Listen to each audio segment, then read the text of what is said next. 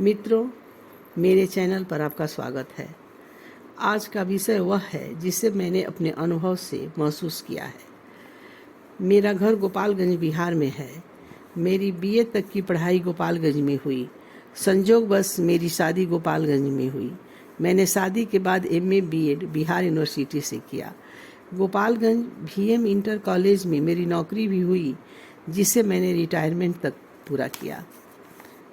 चूँकि गोपालगंज में मेरे सारे कार्य संपादित हुए, इसलिए वहाँ के पुराने लोगों से मिलना जुलना हो जाता था। अब हम असली बात पर आते हैं। थोड़ी भूमिका जरूरी थी, सो बता दिया। हाई स्कूल की एक शिक्षिका जिनसे मैंने पढ़ा था, उनसे बराबर मेरी भेंट होती रहती थी। वह बड़े प्यार से मिलती थी। मैं उनके प्यार से सराबोर हो जाती थी। एक बार मेरे कॉलेज के बड़े वाले फील्ड में यज्ञ का बड़ा आयोजन हुआ था। आयोजन भक्तों से भरा बड़ा चहल पहल वाला था। कथा यज्ञ के अंतिम दिन 108 यज्ञ कुंड में हवन होना था। भीड़ इतनी थी कि यज्ञ कुंड में स्थान पाना महासफलता की बात थी। कई खेप में कई बार हवन होता, पर मैं सुबह वाली खेप में शामिल होना चाहती थी।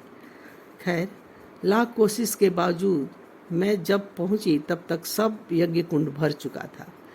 चारों तरफ नज़र दौड़ाते हुए मेरी नज़र अपनी प्रिय शिक्षिका पर पड़ी, जो काफ़ी जगह लेकर बैठी थी। मैं खुश होकर उनके पास पहुंची। उन्होंने मुझे देखकर अच्छा रिस्पॉन्स नहीं दिया। दीदी, मैं आपके पास बैठ जाती हूँ, मैंने कहा। नहीं नहीं, तुम आगे जाकर देख लो, यह जगह खाली नहीं है, मेरी कोई आने वाली हैं। उन कहकर उन्होंने मुंह घुमा लिया। उनसे यह उम्मीद नहीं किया था मैंने। फिर उन्होंने मुझे नहीं देखा। अब घर लौटना ही रास्ता रह गया था। तभी पास वाले यज्ञ कुंड से किसी ने मुझे पुकारा। उधर देखा, वह मेरी पड़ोसी थी, जिसे मैं मौसी कहती थी। आ रे मेरी बेटी, आ, तुम्हें जगह मैं दूंगी, उन्होंने बड़े प्यार से कहा। कैसे दोगी मौसी, तुम्हारे पास जगह तो है ही नहीं, मैंने अवलोकन करके कहा। मैं तेरी मौसी हूँ, मेरी गोद में जगह है न तुम्हारी, आ इस पर बैठ जा। दुबली पतली मौसी ने अगल बगल की औरतों को मजाकिया बात करते खिसका कर मेरे लिए जगह बना दिया, जबकि उन्हें भी मालूम था कि मैं उनकी गोद में नहीं बैठ सकती हूँ और ना वे मुझे बैठाने वाली थीं, लेकिन उन्होंने एक रास्ता निकाला। यह हुई बात। हमें दूसरों के लिए भी जगह बनाने की आदत होनी चाहिए।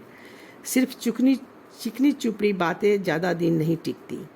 समय आते पोल खुल जाती है। ज़्यादा चिकनी चुपड़ी करने वाले संबंधी, मित्र, पड़ोसी शायद ही काम आते हैं।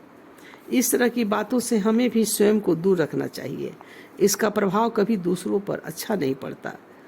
तो हम सही और सरस बातें करें और लल्लो चप्पू से अपने को बचाए रखें।